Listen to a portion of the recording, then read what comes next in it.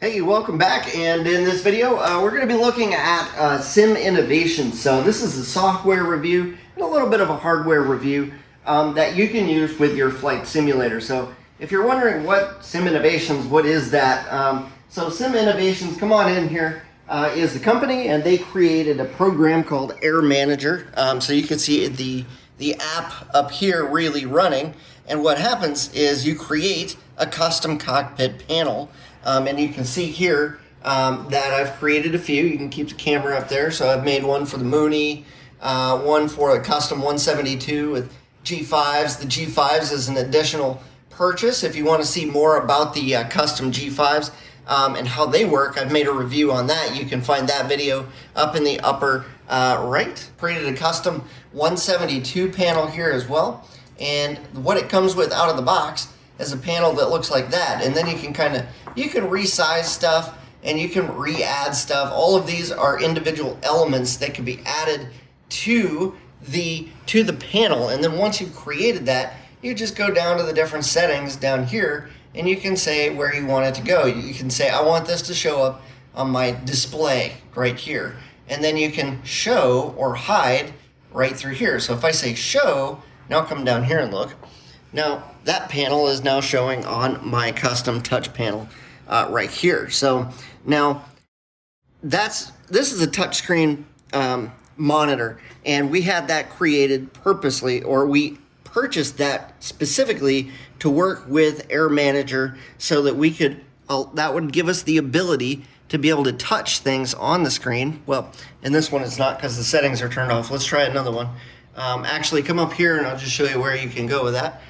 So if it says Knobster is disabled, then we want to say Knobster enabled right there, and I believe that's it. So let's come back over here, come back down. So now we can press a button and it enables that. You can see that a piece of whatever it is that we're touching becomes enabled because it's yellow. Now come over here and look in this corner. This is called, down here a little bit, that's the Knobster.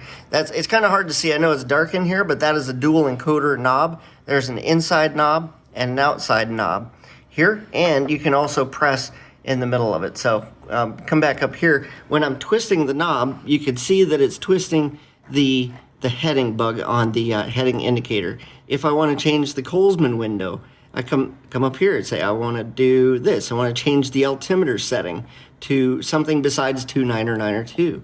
Maybe you want to change something on the VUR panel here, or the OBS. So you can see that it's changing in a couple different places here and on here. And you can set the direction that you need to go. You can set the bearing or the radial that needs to be set so that you can get your aircraft going in the right direction and get your navigation on course. So all this is stuff that you can get through Sim Innovations. We've set up the panel here on the touch screen, and we've also purchased the G5 as well, so we have that software available on the Real Sim Gear G5s here. So Real Sim Gear across the board really is a very versatile program that you can use to really give you flexibility in your flight simulator if that's what you want. This allows me to fly different aircraft and have many different setups. So all of my setups, because I put all of this stuff in here from Real Sim Gear, makes it a little bit more hardened. I'm probably always going to fly something with G5s, a 530 and a 430, and all of the steam gauge kind of stuff. But the gauges themselves, the stuff on the left side of the panel, that 6-pack with the different avionics is all going to be, or the different gauges, that can all be tailored towards the aircraft that I want to fly, right? So you can also, if you have a Mac, Air Manager is also available on a iPad, so you can get an iPad like an iPad mini, an iPad or a regular size, iPad Air, or the iPad Pros, and you'll have some space to be able to do something very similar to this. The difference is that, well, the iPad is touchscreen already, but you have to use the iPad to kind of scroll your finger around and get the dials to move as I just showed you, because it doesn't work with the Knobster. So if that is a deal, if that's a deal breaker, then it might be something you want to think about.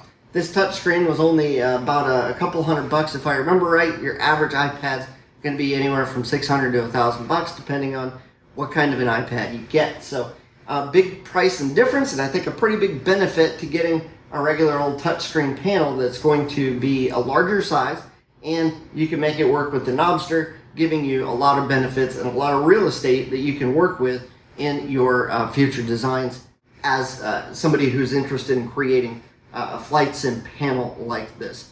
All right, so if you guys have questions, I'll do my best to answer them. I think Sim Innovations is definitely a good company. I had the chance to run into those guys at the Flight Sim Expo. They know what they're talking about. They're always trying to add new stuff and make their software better. They're always updating and looking for new avionics to add into their sequence so that you can, into the app, so that you can customize more flight sim panels. So if you have questions, leave them down in the comments. I'll do my best to answer them.